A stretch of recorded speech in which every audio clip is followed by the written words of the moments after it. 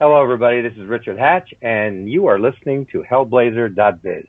So say we all. Good morning, good afternoon, good evening, and good night, listeners, wherever you may be in the world right now, or wherever you may be in one of the 13 colonies. Thank you for tuning in. You're listening to the Hellblazer.biz with host Chris Gordon. Today's guest is a fantastic actor and sci-fi legend, and I'm not going to beat around the bush. I'm very proud to bring to you today Battlestar Galactica's own Apollo, Mr. Richard Hatch.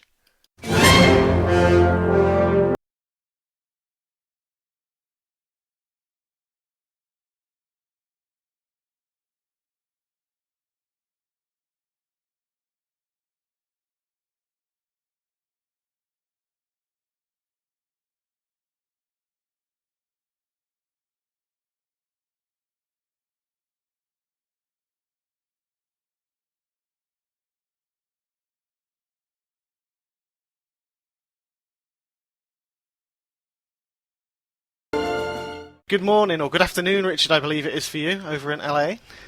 Thanks. What time is it here? It's almost 1:30. Yep. It's 9:30 in the evening for me at the moment. Oh, okay. On the other side of the world, virtually. I've been to England many, many times. Oh, yes. I can't wait for you to come back. Have you been to America, by the way? I have, yes. Been to Florida. In fact, that's sadly... Florida that's is America. I know. Florida is America. It's a Disney-fied That's a foreign America. country. I'm kidding, but... I've stopped in Chicago overnight, and I've been to New York as well. Okay. So yeah, New York's fun. New York's So you haven't been out to the West Coast, then? No, I haven't. It's somewhere I really, really want to go to. Well, then you haven't been to America yet. I'm kidding. That's all right. Well, I'm hoping my show takes off enough that I might actually get to go out there with it. So. Hey, why not? Exactly. Anything is possible, right? Oh, yeah. Live the dream. Yep. Excellent. So as you know, I've got some questions for you, and we're just going to talk about and get to know you a bit better and see what's going on at the moment for you. Okay. So shooting right back to the beginning, what was the deciding factor for you to want to become an actor in the first place? Well, I mean, I always loved movies, and I always loved arts, music, performances of any kind, sports, gymnastics. I just always loved those areas of human achievement. And so I never thought in a million years that I would be doing something like that, but I certainly started kind of exploring the more creative areas of life when I was pretty young. My grandmothers were piano players and piano teachers and started teaching me classical piano, so I learned classical piano for several years when I was young, started playing the guitar, started singing, writing my own songs, and then ultimately I was going to college to become an architect, and I was in a very intense oral interpretation class, which I had no idea what that was, but it was the only elective available to me, and it was all about getting up and giving speeches, which just totally terrified me. Mm-hmm. And I basically was failing the class until I saw an article written in the sports page one day after the assassination of Kennedy, which kind of dates me, but right. Literally... we were asked to bring in an article of our own, and I brought in this article that moved me very deeply, and I read it, and as usual, I could hardly be heard, and I had my head in my paper, and everybody in the class were basically actors from the theater department. Yeah. And I think they, would go to sleep or check their watches as soon as I was going to get up. And this particular day, it was a little bit like... Dead Poets Society. I really tapped into the piece, and all of a sudden I started speaking out, enunciating, making eye contact, speaking with a lot of passion, energy, emotion, and had a transcendent experience, which didn't lead me to becoming an actor. It just led the actors in the class to say, you should come to the acting department, you should be on stage, you should do something. And I go, oh, thank you very much, but no, that's okay. And it was a few years later that after going through a lot of deep, dark, challenging, things in my life happening to me, somebody recommended I go to an acting class, which they said it would help me. I didn't think of it as becoming an actor, but it was the Eric Morris Actors Workshop, basically Stanislavski, the method of sorts, and it kind of was a doorway out of the abyss out of the darkness. Taught me how to get up in front of a room, to express my feelings and emotions, thoughts and ideas, how to be more comfortable with who I am, how to make connection to people. I know that doesn't sound like an acting class, but it really was a preparation for the acting, because in that class, it wasn't about hiding from yourself. It was about building a stronger relationship to you. And then from there, you could use your imagination to build and create bridges to any character that you wanted to bring to life. So for me, it laid the foundation for everything I teach, lecture, and teach about the country these days. I do it my own way, of course, but part of what I do, in addition to acting, writing, directing, and I'm directing projects, I'm writing projects, I'm developing games, I'm teaching and lecturing at colleges, universities, and I have my own workshop, which is called Richard Hatch Actors Lab. I call it the Richard Hatch Actors Lab and Filming Workshop because we do a lot of writing original material, developing pilots, presentations, shorts, exploring everybody's creative vision. It's all about unlocking people's potential and opening up that doorway. So I'm involved in a lot of things these days. It's a very fertile, very creative, dynamic time in my life right now. That's absolutely fantastic. I've actually got a question later on about your Actors Lab, but I'll bring it forward since we're talking about it right now. It does seem really great. I mean, I've seen it online, I've seen you sharing it, and I've seen some of the clips when I've subscribed to your Facebook, etc. And it looks. I mean, I'd love to come to it, to be honest. It's really good for you to. Your experience that you've got to be able to pass that back to other people and new people coming into the scene. And like you say, it's not just with the acting, it's with the directing and the whole of the creation of the whole experience, so to speak. And a kind of question which was sent in to me by a young actress friend of mine she's just been in a UK film called Pandorica, and it was her first ever film. She would like to know what kind of more advice you'd give to someone who's an up-and-coming actor or actress or just starting. Well, number one is there's no one way of acting, no one process, no one technique. One should explore all the different approaches to acting to find the one, or maybe several, that basically help you develop your own process, your own way of acting. Because it's all about how do I, and this is a big one, how do I access a deeper level of my talent? And then how do I learn how to make more powerful decisions and choices about how do I approach the material, and then how do I get out of my head and get into that deeper, more intuitive, more spontaneous, edgy place where acting and performing really goes to a level that it moves, touches, creates memorable performances and blows people away. And that's a challenging one because most actors, they act out of their head, they analyze and try to figure it all out, which is, for me, I understand why people do that, but it's a way of trying to be in control, to make sure I'm going to be good.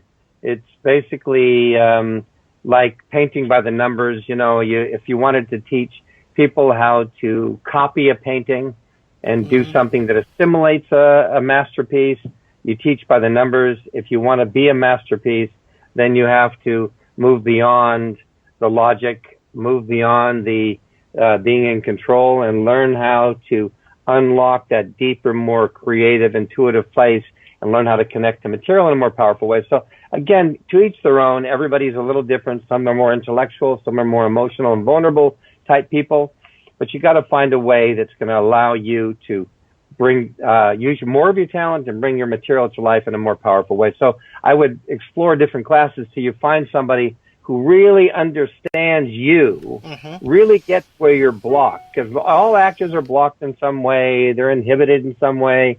There's areas that they're uncomfortable going into. And so you need somebody who can really help you to move through those areas where you may be holding back, blocking, inhibiting the character that you're playing. Again, less acting, more experiencing.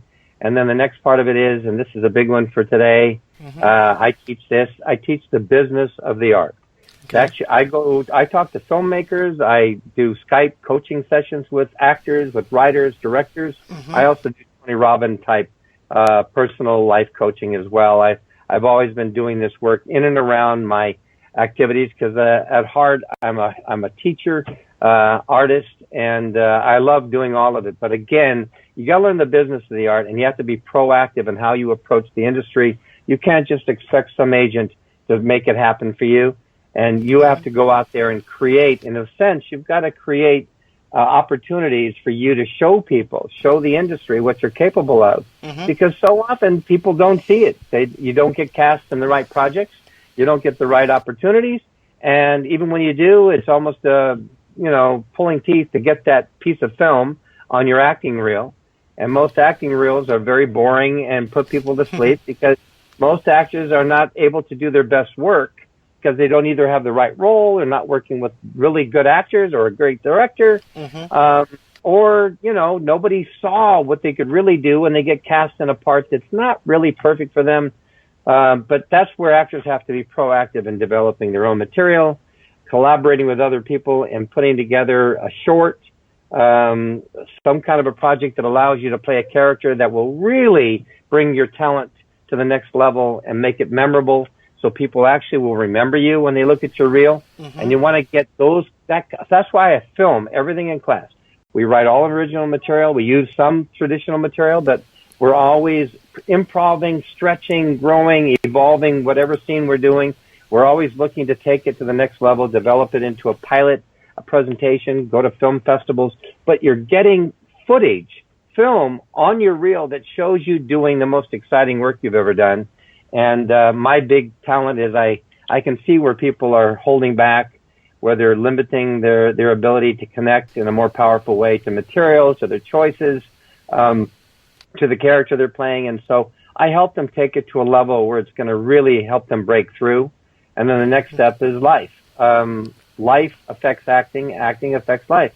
How you grow as an actor affects how you grow as a person, and all your inhibitions, fears, insecurities as a person gets in the way of your business, your art form, and succeeding out there in life. So I work on the whole person in my classes. But again, actors have to really take the bird in hand and stop waiting for other people to do it, waiting for other people to recognize what you've got, because most people are half blind. They don't see who you really are. I'm sure most people can attest to that. So you got to show them by putting together projects that really illuminate and highlight what's unique and special about you, and showing you doing the most exciting work you've ever done. But that also takes an actor who's asking deeper questions and really is willing to learn and go on the journey of self-empowerment, where they basically explore a lot of different material, and then they really find out where their strengths and weaknesses are, what is special and unique about them, and how to bring that out in the most powerful way. And like I said, most actors are kind of blind about themselves. They see other people maybe, but they don't see themselves. And as we all know, most of us make horrible choices in just about every area of life until we've, caused ourselves so much pain, so much heartache, that we finally either wake up or we totally self-medicate ourselves to sleep, one way or the other. But they're, like I said, it's a new day in the industry, and it's a day for self-responsibility, being proactive, and learning the business of the art. So the business side of the equation protects the artist side, right? Right. Yep. Excellent. That's got to be probably one of the best pieces of advice I've heard. Yeah, thank you. You can go to richardhatch.com and get linked into all the things that I do, my workshop, and we also, my YouTube channel. If you go up on the YouTube channel, you'll notice we're going to start putting up scenes, because we film everything in class. And then, like I said, I am available for Skype coaching sessions. I do all of that, but you can find out everything at richardhatch.com. Excellent, thank you. I'll actually probably take that up as well, because I've been cast in Robin Hood next year. It's a new... where? For what? It's in the UK. It started out as a web TV show, and it's in pre-production at the moment. So it's like a female Robin Hood. It's a different take on the whole story. Okay. It's obviously still medieval. It's still that sort of setting, but there's a female Robin. There's a lot of twists and turns in it, and I've been cast as the jailer through, obviously just in the short speaking role for the pilot. I'm hoping that I can learn enough by the time it comes to film. Oh, you're an actor at heart. I started out acting. I loved it when I was in school, and I stopped with my parents pushing me into a different direction. And so I'm loving. I want to try and bring that back now. But I loved it. So that's one thing I'm trying to get back into. So yeah, I will be subscribing to your channel more. Well, by the way, when I was in where was I? Scarborough, England, for a convention recently. Yeah. I was over at the acting school there, the Acting Institute, and I did an acting workshop there. So the next time I come to England, I'm hoping that I can set up a workshop. So hopefully maybe you'll be in the area and you'll come over and take a workshop with me. Definitely. If you're, I'll make sure I keep an eye out when you are over. I'll sign up for All that right, for sure. cool. That'd be excellent. Cool. So kind of going back as well, when you're saying you're teaching and you need someone to sort of help you learn there and inspire you, did you have any sort of inspirations? Who was your, when you were young? I would say, I mean, my first acting class with Eric Morris probably set the foundation for everything. It taught me how to break through my own walls, insecurities, fears, how to tap into a deeper level of my own being, my own creativity, my own imagination, how to use more of myself. Because, wherever you're blocked, wherever you hold back as a person, and if you do the same thing as an actor, then you're inhibiting the character's expression. What that character would normally do, you're holding it back because you, the actor, are uncomfortable. Yeah. And you want to learn how to let go and learn how to allow that character to take flight, and let your own creativity, energy, emotion channel in to that character through the auspices of the character's background, subtext, motivations, all those different things. But again, like I said, most of us live a life where we're protecting ourselves. We don't have the foundation for a lot of confidence, so we're always, protecting ourselves, building walls. We have trouble communicating. And part of acting, the big part of acting is being empathetic, being able to empathetically step into another mindset, another way of looking through somebody's eyes, seeing the world through their eyes and experiencing what they go through, and being able to build a bridge from you to that character that you want to bring to life. And there's a million ways to do it. Every actor has to find how they can do it best. Yep. But anyway, the point I'm making is that there's a million ways, but I find acting is a process not only as an artistic expression, but, it helps us all find our own voice in the world, helps us to open up and tap into who we are and what we have to say, the things we believe in. That's why I encourage so much writing.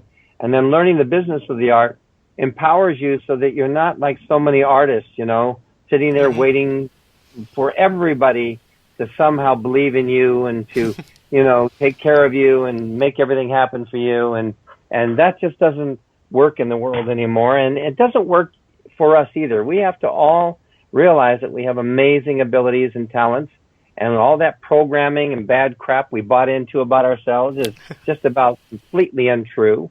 It's just all a bunch of interpretations and perceptions, and we got to break through all that crap to free our being, to be who we are in the world, to show up in the world and let the talent and abilities and creativity that we have in and out. So that's the challenge. So I love working on all that. That's a part of what I do in my own life, and it's what I help other people to do. Fantastic, thank you. Very brilliant, insightful answers. The next kind of question I've got now is, it's probably going to ages me as well as everybody else now. Can you believe it's almost 40 years now since Battlestar Galactica first aired in the film? Yeah, and I think it's still as popular now as it is back then, to be honest. Every part of the world, some shows are iconic. So Star Wars is iconic. Star Trek is iconic. Battlestar Galactica is iconic. And then you have other shows like, Farscape and, Firefly, even though it was only on for like 12 episodes, is iconic. Yep. Although I would say the top three are Star Trek, Star Wars, and Battlestar Galactica, I would say are the top three up there. But I'm sure some people would argue with me. But nevertheless, it's been 40 years, and I love being in the new version of the Battlestar, playing Tom Zarek. That was probably a far more challenging role for me, far more complex, challenging role. But 35 years later, they were writing deeper, darker stories about surviving in space. And as an actor, that was a complete joy to be able to step into that kind of a creative environment where you're really delving deeply into the life and death, surviving a Holocaust, type of dramatic scenario, dramatic foundation. So I love both shows for different reasons, and I see the actors of both shows all the time at conventions, and those were two amazing groups of actors, and it was a big family of creative artists who really got along quite well and inspired each other. And so, but I just came back from a convention with Dirk Benedict, who was Face on the A-Team, and also Starbuck, obviously, and Herb Jefferson, who played Boomer, and we were at a toy show in Vegas. I tried to get over. I usually go to the Star Trek convention, but this year was the 50th anniversary, and it was so packed, and all the dealers had taken up the room that there was no room for me this year. Oh, no. But I'm a huge Star Trek actor. I'm a Star Trek fan, and I love original Trek. I love Next Gen. I love all the Star Trek shows, the movies I love. So I was hoping to go over there, but I was stuck over at the other arena with the toy show, which everybody was very nice. They did a great job, and it was fun to catch up with everybody. But I miss being, with all my Star Trek people, and I'm part of a Star Trek indie project called Exonar, which is probably a groundbreaking indie Trek film on the level of a studio film, made with all professional actors and professional crew on a level that's never been attempted before. They've raised close to $2 million after 3 or 4 Kickstarter campaigns, and they were getting ready to shoot the movie. They had shot a 20-minute intro piece, which got a lot of attention, and even Adrian Lynn, I think, or J.J. Abrams and the new director of the new Star Trek movie both said very good things about Exonar, and they were very supportive of Exonar, but CBS and Paramount initiated a lawsuit to stop the production. So right now they're litigating the case, and I'm only an actor in Exonar, so I'm not on the production. I'm not part of the team, but I know that they have a law firm that's handling the case pro bono.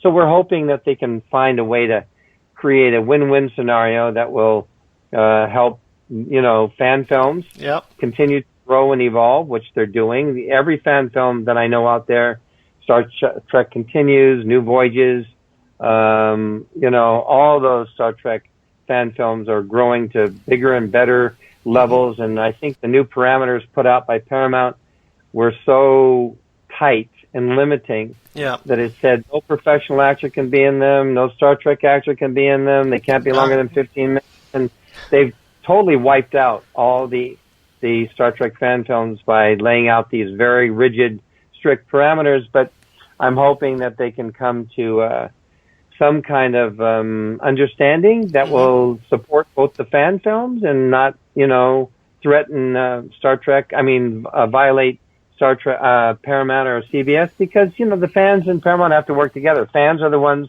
who actually kept the Star Trek iconic, this definitive, wonderful show about life and the universe going during a time when nobody seemed to care about it. And ultimately, I think they're the ones who pushed the show to come back on the air, and they're the ones who ultimately help support Next Gen, which ultimately relaunched the Star Trek universe.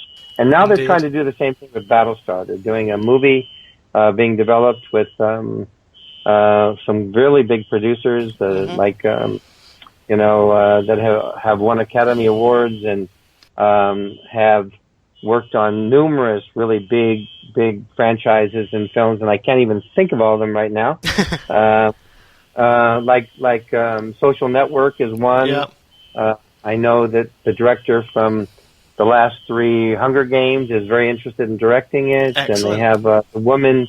They've had several different writer, director, producers, including Bryan Singer, trying to put it together, and it keeps shifting and changing, but that happens with all projects at studios. It takes a while to get them through. In fact, my good friend Tony Eldridge, his project, The War Magician, based on a real life historical event in World War II, I believe, where they tricked the Germans by creating some illusionary, a battlefield where they bombed the wrong area. Anyway, the point is, it's been 14 years, and he finally, after multiple directors, Tom Cruise, Ridley Scott, all these people coming in, going out, ultimately now he's got Cumberbatch starring in it, and also one of the major producers, and it just got funded by Studio Canal, I believe. Nice. And so it's very exciting to realize that some projects take a while, but I think Battlestar will be relaunched as a franchise. I think after the success of Star Wars, with the original cast coming back, they said, we have a franchise possibility with Battlestar, and I know everybody has their own beliefs, but for me, there's an endless series of stories to be explored in the Battlestar universe, traversing the unknown of space, trying to find a new homeland that can create just amazing stories. Oh, give me a break. Oh, great. All right. Oh, well. So, that's the story of that. That's fantastic. I mean, I totally agree with you on Battlestar. I think that it's limitless with the amount of stories that you could have. You just think of the expanse of the universe. They've already explored the whole premise. What do you mean they've explored the whole premise? Star Trek has been out there for 35 years, coming up with new stories, exploring new ideas and new elements. And Battlestar, even more powerfully, can be going into areas and places psychologically, physically, mentally, emotionally, spiritually, from new, insightful directions, opening up, the dramatic possibilities to infinity. Battlestar is one of the most powerful, iconic, unlimited topographies, dramatic topographies for exploring great stories. So again, like I said, people that think something's already been explored, that's because their own imagination is very limited and narrow. They're not seeing the larger picture. They've made series that went on for 10 years of stories that, for me, were not very deep, not very insightful, didn't have much to say, and yet they continued to tell stories for 10 years, and fans supported those shows. So imagine having a show that actually has something to say about the world, about life, about humanity, about us, which is what Battlestar has to do. And then I'm starring in a new movie, which I start filming Sunday with Gigi Edgley from Farscape, Chloe Dykstra, John Dykstra, the famous guru, CGI guru from Star Wars, Battlestar, all the Spider-Man movies. Yeah. Anyway, I'm starring with her daughter, and then Leah Carnes from the new Battlestar, and we start filming on Sunday for a month, and that's going to be a amazing project. My friend Bryn is directing it, who's absolutely brilliant. And he also directed me in Cowboys and Engines with Malcolm McDowell, which is a 20-minute steampunk pilot. Yep. And so there's lots of cool things coming up. Is that the film is Diminuendo? Is that correct? The one you? Yeah, Diminuendo it's called. It's about it deals with 2040 and it deals with some AI technology, and it's a very powerful story of a man losing everything when he loses the woman that he loves, and then he has to, in a sense, come back after falling from grace and losing it all. He gets pulled back into having to relive and work through everything that took him down, and it's a powerful, dramatic story of a man trying to find peace, resolution, and redemption. Very, very powerful story. And I also just filmed a movie called Enchanted Cottage, which is the third remake of a beautiful movie based on a play. Dorothy McGuire played the young girl back in the 30s, and we just remade that. I played the father in that, and oh God, and I'm doing a wonderful piece called Personal Space with Tamo Pennicott from the new Battlestar, Tamo, and also Nikki Klein. It's about a ship on a journey, 1,200-year journey to another star system, and they took off in 1991 after Reagan's big thing about space. Yeah. And essentially, there's rotating crews that will cover the 1,200 years, and they all are in cryo. Right. And every crew is 5 or 6 man crew, works for 25 years, and then goes into cryo until they get there. Yeah. So, and the cryo is based on real cryo, which is over 200 people right now are in cryo, including Walt Disney. True. And apparently it's a very painful process to go in cryo, and it's a very painful process to wake up. So it explores this whole thing I'm the outgoing commander that's supposed to go to sleep. Yeah. And I don't trust the new commander, Nikki Klein, coming in, who I don't think knows enough. And so I'm staying awake longer than I'm supposed to, causing havoc aboard the ship. And it deals with logistics. It deals with a computer that's the psychologist on board that deals with everybody's problems. And we all have this personal relationship with the computer, but we don't realize what they're actually doing back on Earth is filming a reality show, and that we're part of this reality show. So it's kind of cool. Yeah, that sounds like a really, really cool concept in many senses. Yeah, that's definitely. I mean, you've also got the Great War of Magellan as well, which is a graphic novel, a web series, and an online game too. I have a graphic novel coming out. I'm going to have a novelization finally coming out on Great War of Magellan. I call it GWOM for short, GWOM. We have an electronic game being developed by Jade Lens, this young company just out of university. And I'm going to have a web series and to launch the novel and launch the game. And that's just the beginning of many, many things. But I also, like I said, I'm part of so many different projects right now.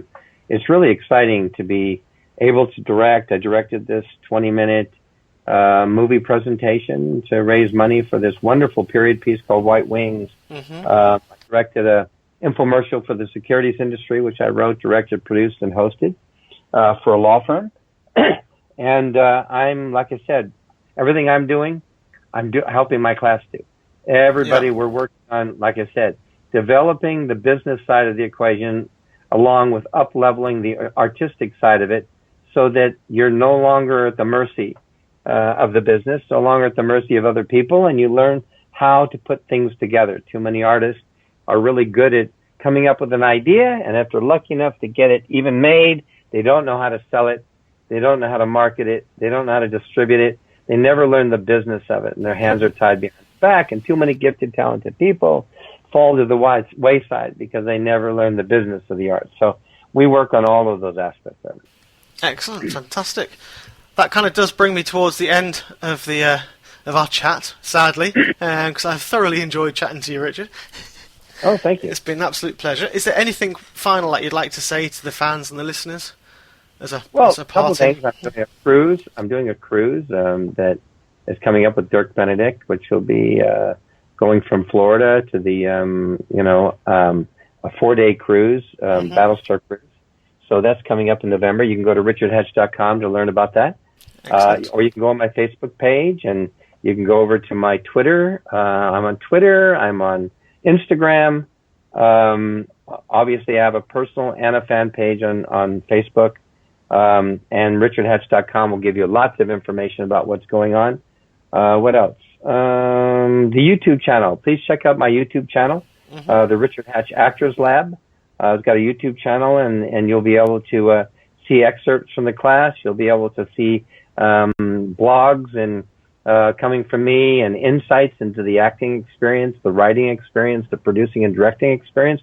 Ultimately, I'm evolving it into a reality show that deals with the underbelly of what it takes to make it in Hollywood. So there's just lots of really cool things that I'm doing. But real quick, I'm going to Fort Collins Comic-Con in Colorado coming up the weekend of the 26th, 27th. Going to Dragon Con, I think the first part of that's in Atlanta. That's an amazing convention. I've heard so many good things about that.